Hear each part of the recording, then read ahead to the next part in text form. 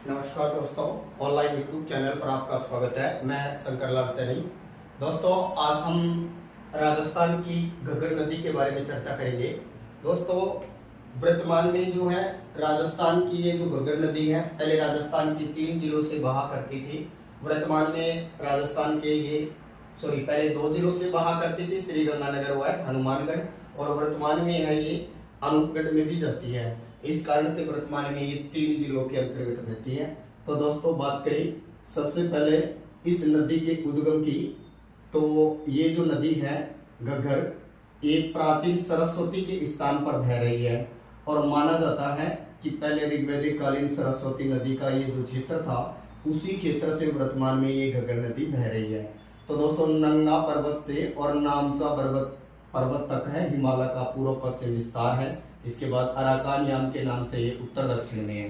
तो दोस्तों, हिमालय की 3 श्रेणियां हैं। उनमें से जो बात करें सबसे नीची और सबसे कम चौड़ी जो श्रेणी है, जिसको नाम दिया गया है शिवालिक श्रेणी। तो दोस्तों, शिवालिक श्रेणी से, या कहें कि बाह्य हिमालय से, और अगर बाह्य भी नहीं दे रखा है तो फिर कहेगा उप हिमालय से, और बात करें हिमाचल प्रदेश से, और बात करेंगे शिमला के पास से इस नदी का उद्गम होता है कालका की पहाड़ियों से। ये ऐसी नदी है जो हिमाचल में बहती है, फिर पंजाब, फिर इसके बाद हरियाणा आती है, फिर हमारे राजस्थान आती है, और कई बार ये राजस्थान को क्रॉस करके भारत पाक सीमा को पार करके और फोर्ट अब्बास तक चली जाती है। तो दोस्तों, ये जो नदी है सबसे लंबी अंतःप्रवाही नदी मानी जाती है, और माना जाता है कि पहले इसके स्थान पर सरस्वती नदी बहा करती थी। तो दोस्तों, आप ध्यान से समझिएगा इसको, कौन सी श्रेणी से निकली, तो हमारा उत्तर क्या होगा, शिवालिक श्रेणी से इसका उद्गम होगा। या तो देगा ऑप्शन में शिवालिक श्रेणी, और अगर शिवालिक श्रेणी ना बोले तो फिर उप हिमालय बोला जाता है, और अगर उप हिमालय भी ना कहें तो फिर कहेंगे बाह्य हिमालय से। कौन से राज्य से उद्गम होगा, तो राज्य पूछे तो हमारा उत्तर होगा हिमाचल प्रदेश। हिमाचल प्रदेश का कौन सा जिला है, यहाँ शिमला पड़ता है, और शिमला के पास में यहाँ पहाड़ियां हैं जिन पर कालका माता का मंदिर है, इसलिए इनका नाम है कालका की पहाड़ियां। और कालका की पहाड़ियों से हिमाचल प्रदेश में इस नदी का उद्गम होता है। ये आगे बहती है, पंजाब में बहती है, तब इसका नाम पड़ता है चिताओं।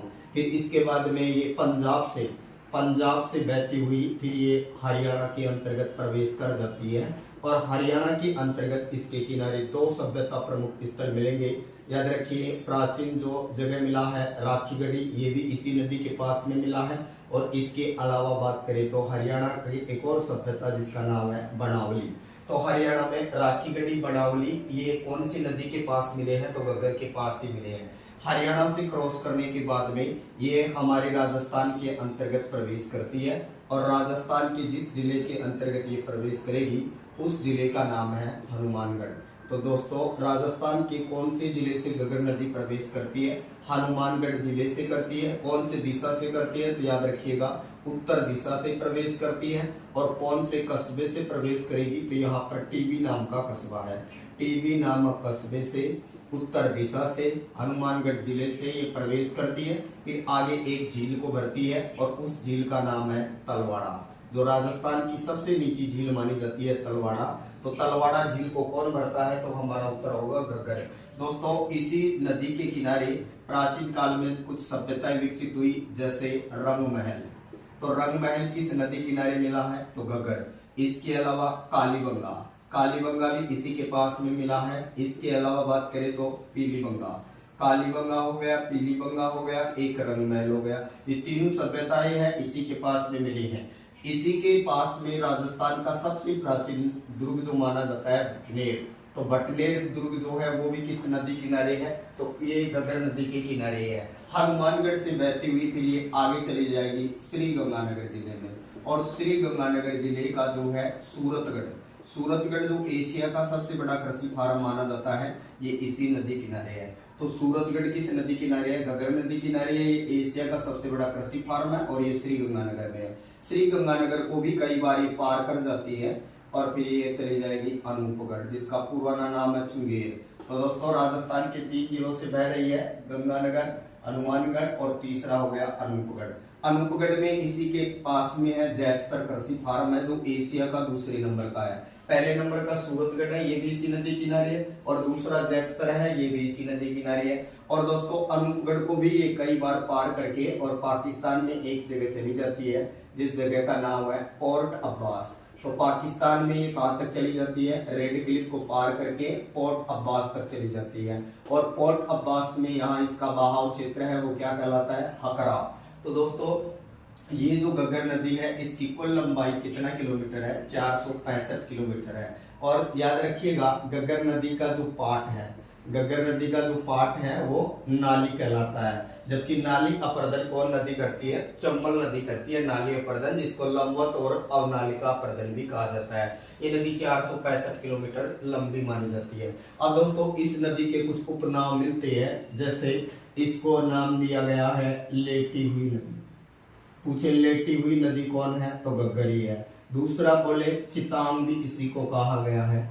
इसके अलावा इसी का नाम मिलता है मृत नदी या डेड रिवर, मृत नदी या डेड रिवर। इसके अलावा इसी प्राचीन काल में राजस्थान में जनधन की हानि करती थी, इसलिए प्राचीन काल में इसको कहा गया राजस्थान का शोक। इसके अलावा और भी इसको नाम दिया जाता है। ये प्राचीन किस नदी के स्थान पर बह रही है, तो सरस्वती नदी के, इसलिए इसी को नदीतमा भी कहा गया है, नदीतमा या नदियों में प्रमुख। लेटी हुई नदी, मृत नदी, इसके अलावा भी नाम दे तो इसको दे सकते हैं सोतरा नदी। सोतरा के अलावा पाकिस्तान वाले क्षेत्र में क्या कहलाई, हकरा नदी के नाम से भी जानी जाती है, ये चितांग भी कहलाती है। और याद रखिएगा घग्गर नदी भारत की सबसे लंबी अंतर प्रवाही नदी मानी जाती है, अंतर प्रवाही नदी, जिसका दूसरा नाम मिलेगा आंतरिक प्रवाह की नदी। दोस्तों ये जो आंतरिक प्रवाह की नदी है ये सबसे लंबी के तौर पर जानी जाती है। अब हम जिस बात करें कि ये जो नदी है घग्गर, इसका उद्गम हिमालय की कौन सी श्रेणी है, शिवालिक श्रेणी, उप हिमालय या बाह्य हिमालय। हिमाचल प्रदेश में शिमला के पास में शिवालिक श्रेणी की जो पहाड़ियां हैं उन पर काली माता का मंदिर है, इसलिए बोलते कालका की पहाड़ियां।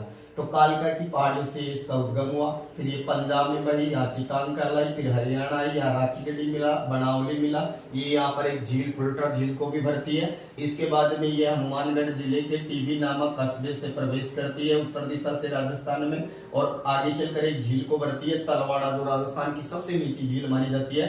तलवाड़ा को भरने के बाद ये आगे चलती है और बटनेर पहुंचती है। दोस्तों बटनेर का जो मैदानी क्षेत्र है उसके अंतर्गत ये बाढ़ आती है, तो कई बार तो ये बटनेर के पास ही लुप्त हो जाती है और कई बार ये पाकिस्तान तक चली जाती है।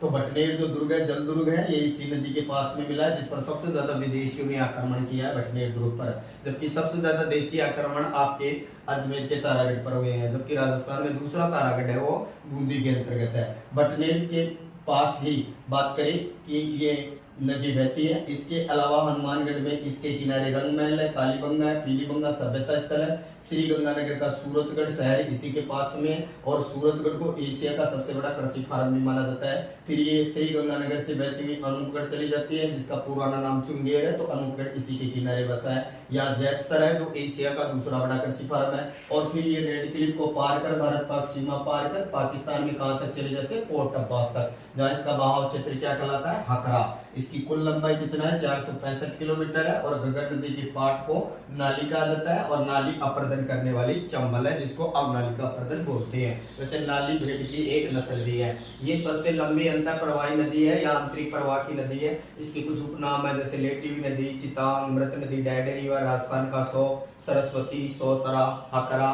तो दोस्तों चैनल को लाइक करें, सब्सक्राइब करें। Thank you.